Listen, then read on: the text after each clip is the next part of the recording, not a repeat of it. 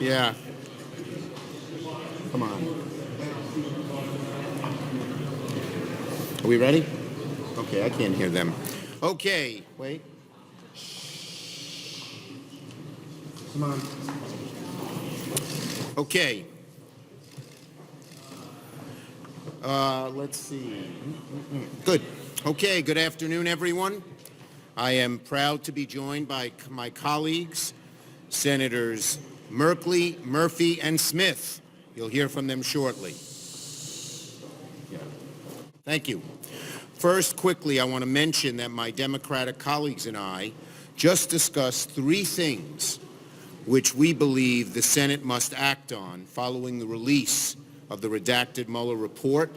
We all heard Director Wray talk about the Russian interference in elections in 2020 and how dangerous that was. And to just sit idly by and let Russia do this would be just a disgrace and very damaging to the security and the future of America. So we are going to focus on doing some things against Russia so that they will not interfere with the elections. First, we should pass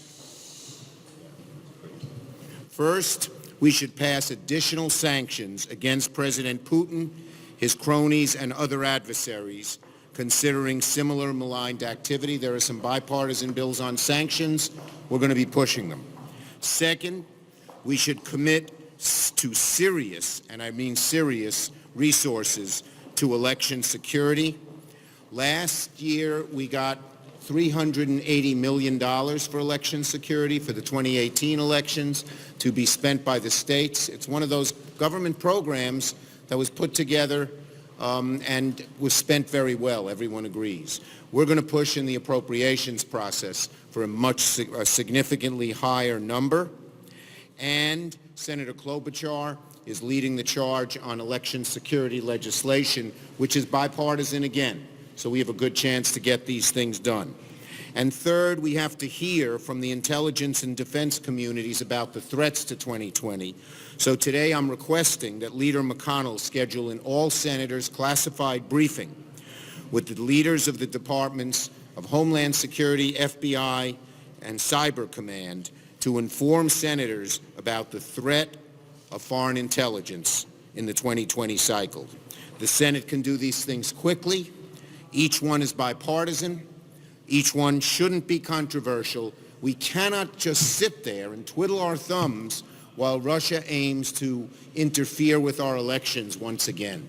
This is not how a democracy must work. Now, on another topic, I'd like to give a quarterly assessment of the Senate, and that's what my colleagues will talk about as well.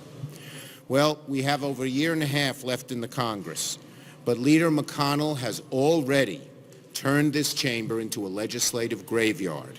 And without a shred of irony, he has fashioned himself the senator's grim reaper and seems to be proud of the title. That is not what the American people want. The number one comment we all get when we go back to our states, wherever they be, why can't you all work together? But McConnell is refusing to do that. Look what we're doing this week on the floor of the Senate. Just appointments. That's all they can talk about when they come here. No real legislation to improve the lives of average folks. Here are some of the things that passed the House. Legislation to oppose the Trump administration lawsuit against protections for Americans with pre-existing conditions. Doesn't move in the Senate. Common sense background checks for gun purchases, which 90% of Americans support. No movement in the Senate. Much needed reforms to improve elections, restore voting rights, get money out of politics. Doesn't move in the Senate. All of these things are very popular with the American people, Democrats, independents, and Republicans. They're not partisan bills. They're common sense proposals to solve some of our country's basic problems. The Senate should be tackling these issues. McConnell can put bills, if he doesn't want to put the House bill on the floor, put something that deals with the subject and let us amend it. But he refuses to do any of it. So what has he been doing instead? Expediting the approval of alarmingly unqualified and radical nominees to the executive and the judiciary. Over the next 2 years, the Republican Senate is in danger of becoming little more than a staffing agency for the administration's radical nominees. And that's not going to sit well with the American people. It's not going to help Republican incumbents who are running. It's a tragedy. Last fall, the American people sent a clear message demanding a change on how we do business in Washington. The American people voted for action. They want action now on some pretty basic everyday matters, protecting and expanding affordable quality health care, including lowering prescription drug costs, taking bold action on climate change and gun safety, and defending the fundamental right to vote. Poll after poll shows this is what America wants the Senate to do. But Leader McConnell, the Grim Reaper, has turned the Senate into a legislative graveyard. That's not good politics for him and his majority, but it's worse, bad substance, bad governance for the American people. We cannot afford to have Leader McConnell turn one chamber of their government into a legislative graveyard for 2 full years. And we're doing an opposite order today. I don't know why it's this way. We usually do now in seniority order. Merkley. Sorry, team. Thank you. Well, Mitch McConnell has become the Grim Reaper of the Senate, turning the Senate into a legislative graveyard. And it's a graveyard for common sense reforms. And what reform is more important than the defense of our Constitution? The House has acted on H.R. 1, but the For the People bill here in the Senate shows no signs of even getting a hearing in a legislative committee. We do have a We the People Constitution, but it's being corrupted by gerrymandering and voter suppression and intimidation and dark money, each of these violating core principles of our Constitution. Gerrymandering, destroying fair representation in the House of Representatives. Voter suppression, intimidation, taking down the foundation, the ability of citizens to vote. And dark money, destroying the Jeffersonian principle of distributed power that he called equal voice, that he said was the mother principle, that he said was essential to have laws that reflect the will of the people. Well, we have no higher responsibility than to defend our Constitution. We come to this chamber and we start by taking an oath to the Constitution. So these reforms, so essential to sustaining the We the People vision of our Constitution, must not be buried in Mitch McConnell's graveyard. Senator Murphy. Thank you, Leader Schumer. I don't meet anybody in Connecticut who thinks that the Senate should do nothing. There's no one that I meet that thinks that there are no improvements we can make to the healthcare system, that there's nothing that we could do to make our kids safer when they go to school, that the economy needs absolutely no adjustment. There's no one I meet that thinks that we should do nothing, and yet that is what the Senate is doing today. 3 times a week, the Senate Republicans meet for lunch behind us. And occasionally they walk into that chamber and take a vote or 2 or 3 each week on judges. That is the sum total of the Senate's work today. Mitch McConnell has effectively turned the United States Senate into a very expensive lunch club that occasionally votes on a judge or 2. That is not what the American people want us to do. Kids today do not feel safe in their schools.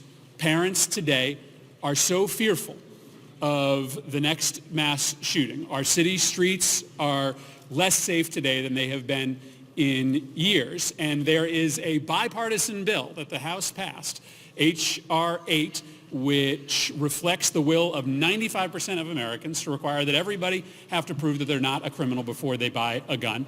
We cannot get a vote in the Senate on that bill. We cannot get a debate in the Senate on that bill. We can't even get a public hearing on that bill in the United States Senate, despite the fact that it is in front of us from the House of Representatives and supported by 90% of Americans. Apple pie and grandma aren't 90% supported by the American public. Background checks are. It's time for the Senate to stop being a legislative graveyard and start doing the work of the American people. The background checks bill would be a good place to start. Senator Smith.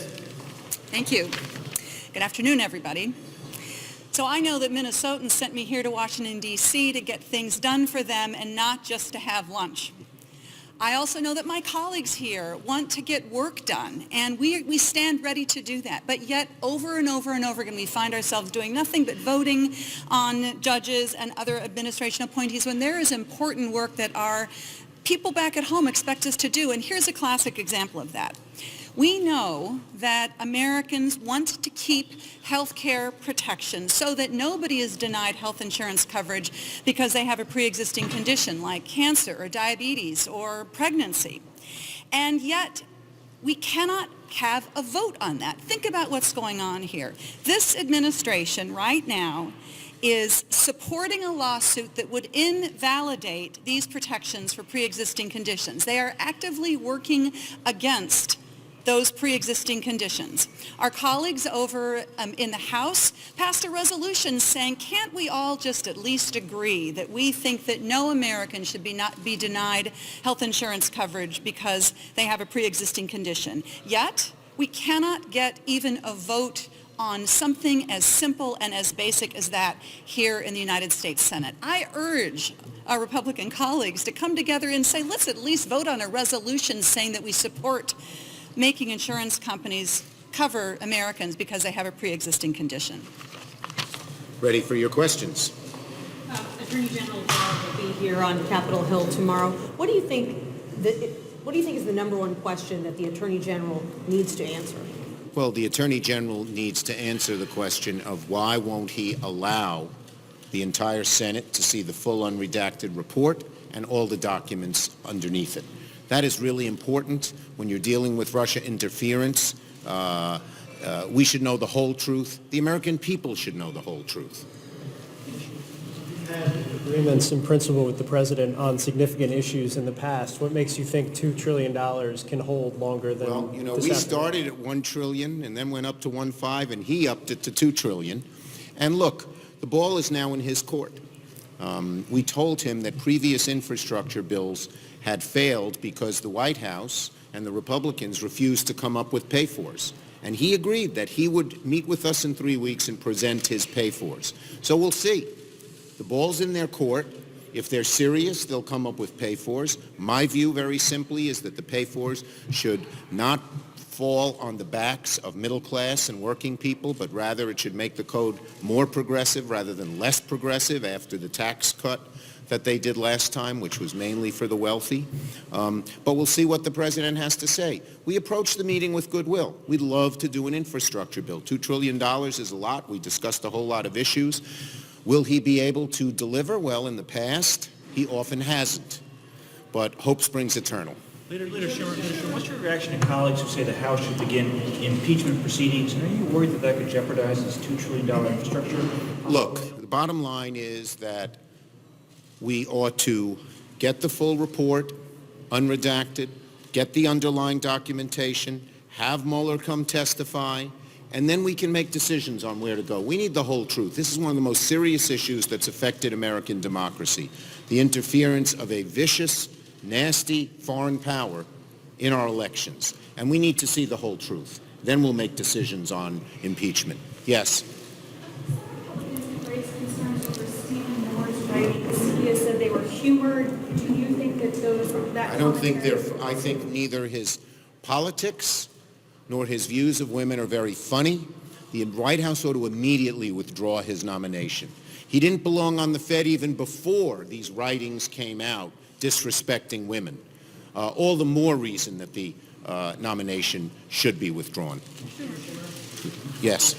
The Attorney General has gotten a lot of criticism for the way that he handled the rollout of the Mueller report. Are you worried at all that your colleagues on the Judiciary Committee are not going to get the answers that they want simply because he seems to, at times, have a different way of putting out information? Well, look, I'm glad he's coming and testifying, and if he is unwilling to show for the folks the whole truth and nothing but, it'll fall on his back. So it's better, instead of being allowed to hide, that he come forward and testify. We'll see how straightforward he is. Thank you, everybody.